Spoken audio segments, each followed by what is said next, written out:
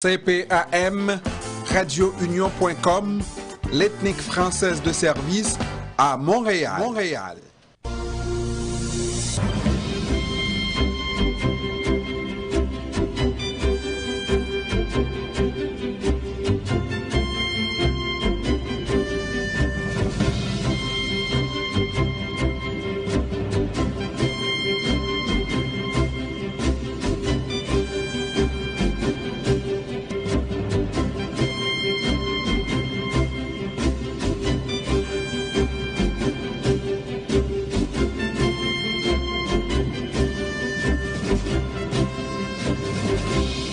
17h35, nous avons avec nous en ligne la coordonnatrice de l'Alliance des maisons d'hébergement de deuxième étape.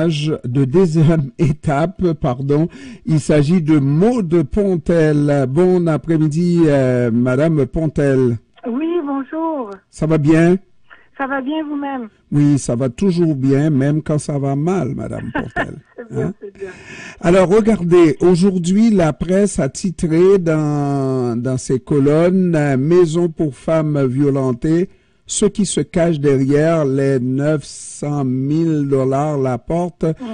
On croirait, si on interprète qu'il se cache des choses pas correctes derrière les 900 000 $. Expliquez-nous ce qui se passe derrière les 100 000 $.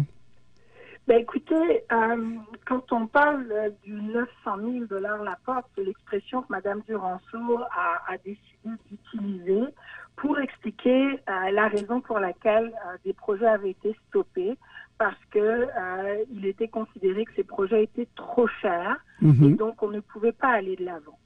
Donc, ce qui se passe, c'est que quand on parle du 900 000 la porte, déjà d'une part, ce ne sont pas tous les projets de maisons d'hébergement de deuxième étape qui sont à 900 000 la porte. Je vous dirais là qu'on a beaucoup travaillé pour trouver des pistes d'économie. On a des projets là où on a été capable de signer proche du 600, du 700 000 la porte, ce qui se rapproche beaucoup des coûts de logement social. Donc, ce qui se passe, c'est que, comme l'a dit si bien à un moment donné M. Legault, il faut arrêter de comparer des pommes, des oranges puis des bananes. Puis quand on entend Mme Duranceau parler, ben il y a vraiment un enjeu parce qu'elle elle compare des pommes avec des bananes. Quand on parle, Mme Duranceau, elle regarde les maisons d'hébergement pour femmes victimes de violences conjugales comme si c'était du logement social. Or, dans du logement social, il ne va pas y avoir des salles d'intervention, il ne va pas y avoir des systèmes de sécurité, il ne va pas y avoir toutes ces choses qui font en sorte que les maisons d'hébergement de deuxième étape et les maisons d'hébergement pour femmes victimes de violences conjugales sont construites pour protéger, soutenir et accompagner des femmes et des enfants qui quittent un environnement de violence. Dans un bloc appartement de 10 unités, par exemple, on n'a pas besoin de se soucier de 10 ex-conjoints violents. Dans une maison d'hébergement de deuxième étape ou une maison d'hébergement pour femmes victimes de violences conjugales, on a ce souci-là. Donc, bien évidemment, nos systèmes de sécurité vont coûter plus cher. On estime que par chambre, parce que, par exemple, une unité, ça peut être pour une femme, ça peut aussi être une famille. Donc, par exemple, dans un 4,5 ou dans un 5,5, on a estimé que les coûts reliés à la sécurité représentaient 20 000 $ la porte par chambre, si on veut reprendre l'expression. Donc ça fait déjà 60 000 $ juste de frais pour la sécurité. Après, quand on regarde concrètement, parce que Mme Duranceau compare du logement social avec les maisons d'hébergement, si on parle par exemple des chambres pour les aînés, les chambres pour les aînés peuvent monter jusqu'à 1 million la porte. Donc, nos unités d'hébergement peuvent autant accompagner des femmes seules que des familles. Donc, ce sont des appartements, ce ne sont pas des chambres. Donc, comme je vous le disais, il faut pouvoir comparer des pommes avec des pommes et non pas des pommes avec des oranges. Et ce que je crois aussi, à un moment donné, j'ai déjà posé la question, savoir que vous n'inventez quand même pas le genre quand on parle de maisons d'hébergement pour des femmes de l'hébergement donc de deuxième étape. Ça a une signification. C'est des femmes qui, pour la plupart, et toutes ont déjà connu la violence, qui ont déjà essayé de fuir la violence. Mais qui ne peuvent pas, si on ne leur donne pas, en tout cas, une infrastructure suffisamment sécuritaire, elles risquent de faire encore les frais de cette violence et on ne sait pas jusqu'où ça peut aller. Exactement. Le Québec a quand même connu 50 féminicides depuis 2020. Il faut quand même le rappeler. Il y a près de 80 enfants qui sont orphelins, principalement de mères. Il y a des enfants aussi qui ont été tués dans ces situations de violence conjugale. Donc, les femmes qui sont hébergées dans les maisons d'hébergement de deuxième étape, ce sont les femmes qui sont le plus à risque d'un passage à l'acte de l'ex-conjoint.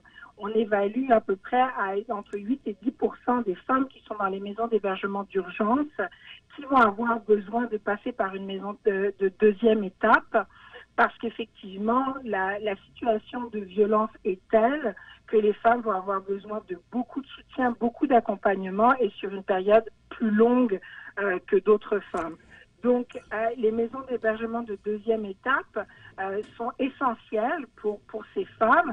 Et ce qu'il faut savoir, c'est que si les femmes qui sont dans les maisons d'urgence ne peuvent pas avoir accès à des maisons d'hébergement de deuxième étape, et que si les femmes qui appellent à SOS violence conjugale ne peuvent pas avoir accès aux maisons d'urgence parce que des femmes n'ont pas accès aux maisons de deuxième étape, vous comprenez, on est dans un continuum. Il faut que les maisons, les unités se développent si on veut que toutes les femmes puissent avoir accès à de l'aide et de l'hébergement. Alors, moi, je me permets de porter un jugement dans tout ça.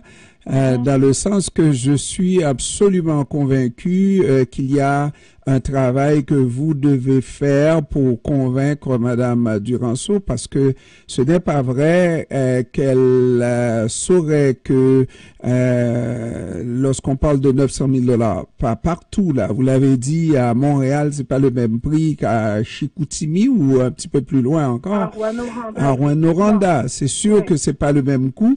Maintenant, si elle était convaincue, ça veut dire que la preuve lui a été présentée sur un tableau d'argent que 200 000 $ de plus permettrait de sauver des vies, pourrait faire sauver des vies à des femmes, n'est-ce pas? Je suis absolument convaincu qu'elle marcherait dans l'affaire. C'est peut-être que vous devez vous remettre à l'ouvrage pour convaincre Madame Duranceau. Écoutez, on travaille tellement fort là. Écoutez, ça fait plusieurs mois, il faut le savoir, ça fait plusieurs mois qu'on alerte la SHQ à l'effet que nos projets ne sont pas dans le bon canal de développement. On n'est pas dans le bon programme de financement. Ça fait plusieurs mois qu'on les alerte, qu'on les informe de la situation. Écoutez, on nous a dit il faut retourner à la planche de travail. On veut bien, mais nos plans ont été confirmés. Donc nous avons continué à travailler. Et il faut savoir que c'est vraiment dans l'optique de qu'est-ce que la société va penser si on développe des projets à 900 000 la porte. Ce qu'il faut savoir, c'est que par exemple le projet à Rouyn-Noranda, c'était pas un enjeu de liquidité. L'argent était là, le projet était confirmé, le projet était viabilisé. C'est que Madame Duranceau a considéré que dans les yeux du public, investir 900 000 $ dans des projets d'hébergement pour femmes victimes de violences conjugales, elle a dit que ça paraissait pas bien, que c'était pas ce que la société voulait. Il faut, je pense que là, elle a entendu, peut-être elle avait pas nécessairement bien compris les enjeux, peut-être qu'elle s'est mal exprimée aussi. Mais je pense que nous, de notre côté, on a fait tout le travail que l'on pouvait pour démontrer ce qui se passait dans nos projets. On a travaillé encore plus dans les dernières semaines pour vraiment y aller concrètement, décortiquer les projets, décortiquer les plans de construction, les plans d'architectes, etc., pour vraiment expliquer qu'il ne s'agit pas là juste de montants reliés à la construction, mais à tout ce qui englobe. Donc, on va parler, par exemple, de la décontamination d'un terrain. On va parler des frais d'arpenteur. Là, en ce moment, il faut le savoir, on a une maison d'hébergement du fait d'être bloquée, dépense 20 000 $ par mois de frais d'intérêt et de maintien du bâtiment. Cette maison d'hébergement-là aurait dû être ouverte au mois de septembre. Si vous calculez depuis septembre, cette maison a dépensé plus de 160 000 $. Alors, je pense que là, il faut arrêter de dire que nous ne travaillons pas assez fort parce qu'en ce moment, ce sont les organismes qui payent pour ces incohérences gouvernementales. Donc, je vous dirais, nous, le travail, il a été fait. Là, maintenant, on est en train de s'asseoir et de regarder ensemble à voir les projets sous un nouvel œil et essayer de trouver des pistes d'économie. Donc là, par exemple, une des pistes a été de convertir un grand appartement en 2 unités. Donc, on essaye vraiment de trouver. Ça ne veut pas dire que le projet le prix du projet va diminuer parce qu'on a juste augmenté d'une porte. Au lieu de diviser un projet par 14, on va le diviser par 15. Ouais. Donc oui.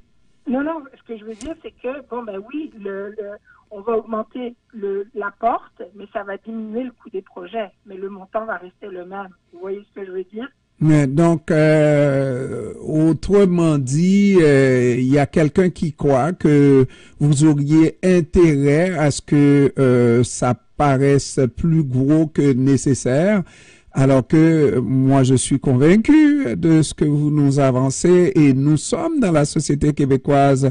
Savoir que cette question de féminicide devient insupportable et tout le monde donnerait n'importe quoi, ferait n'importe quoi pour arrêter le processus de féminicide qui va très fort, n'est-ce pas, dans la société québécoise. Donc, moi, je me dis qu'il y a quelque chose que Madame Duranceau ne comprend pas, pour ne pas dire qu'elle a la tête dure, non? Écoutez, non. Je pense qu'en politique, vous savez, il y a des lignes de parti. Je pense que au début là de toute cette polémique, j'ai l'impression que Madame Duranceau a été un petit peu entre guillemets laissée à elle-même pour gérer les dossiers. Je pense que le fait qu'on ait eu l'opportunité de pouvoir se faire entendre et d'être vraiment soutenu par les partis de l'opposition, ça fait en sorte que la ligne de parti a comme évolué. Là, on a le sentiment que là effectivement là. Il faut trouver une sortie de crise parce que quand Madame Duranceau est revenue à la suite d'une rencontre que nous avions eue avec la SHQ, on pensait qu'on était justement, notre première rencontre, on disait bon, on n'est pas encore sorti du bois, mais on s'en va vers quelque chose. Et finalement, Madame Duranceau en a remis une couche en disant non, il y a trop de projets, c'est trop cher, etc.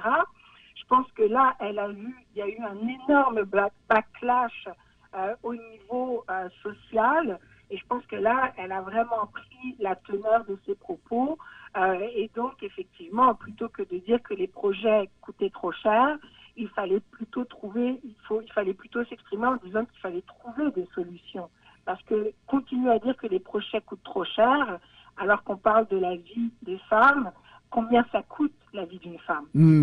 Est-ce que en venant dans ce domaine, vous pensiez un jour faire ce type de travail-là, à regarder les plans, à redessiner, à essayer de couper, juste, mais c'est un travail très noble, je veux dire, pour arriver à sauver des vies, n'est-ce pas? Est-ce que vous pensiez un jour faire ça? Très honnêtement, non. Mais je pense, comme beaucoup de personnes qui se sont investies dans la cause et qui sont passionnées par ce qu'elles font, quand on a cette mission à cœur, on travaille, c'est pas un travail, c'est une passion.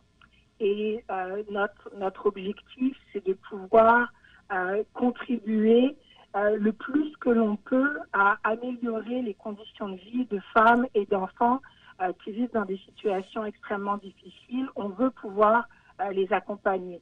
Alors je pense que dans toute cette, vous savez, dans toutes ces pensées-là, je pense qu'on est prêtes à faire un peu tout et n'importe quoi. Ça demande beaucoup d'imagination, beaucoup de créativité, mais aussi, je dirais, beaucoup de résilience parce que, vous savez, quand on travaille avec des femmes et des enfants victimes de violences conjugales, des fois, on voit des personnes partir, on ne sait pas où elles vont aller, et parfois, on voit des personnes évoluer et vraiment quitter la violence.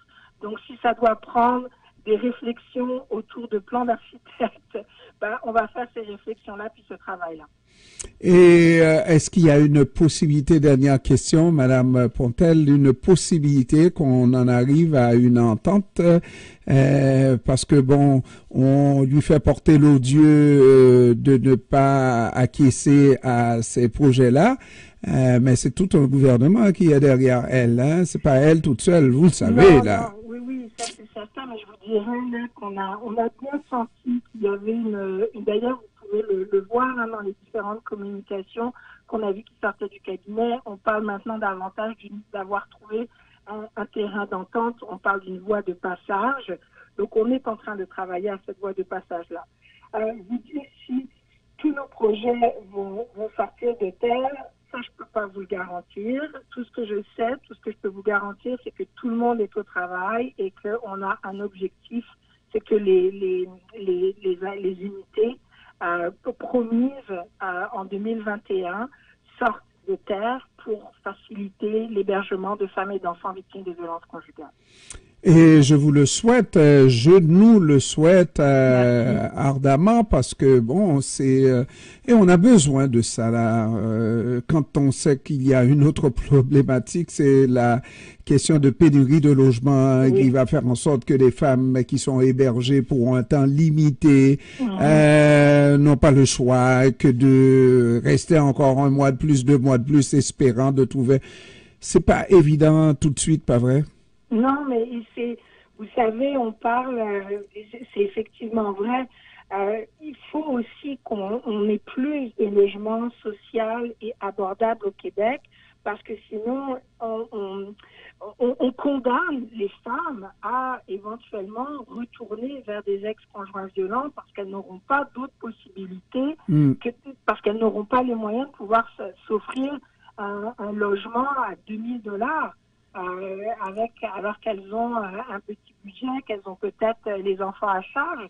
Je pense qu'on est dans une société où effectivement il faut se poser les bonnes questions et que même si on est des fans de hockey, peut-être que les 7 millions qui ont été investis pour les deux parties d'entraînement des Kings à Québec, il aurait peut-être fallu y repenser à 2 fois. Avant d'investir de manière, je dirais, un petit peu frivole dans ce projet-là, alors qu'il y a des personnes qui présentement sont à la limite des situations d'itinérance parce qu'elles ne sont pas en mesure de se trouver des logements abordables.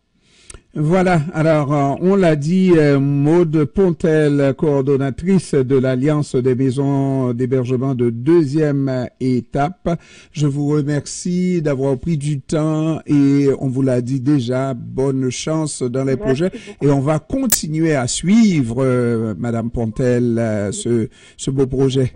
Merci beaucoup, je vous souhaite une belle soirée. Merci, au revoir. Merci, au revoir. Au revoir.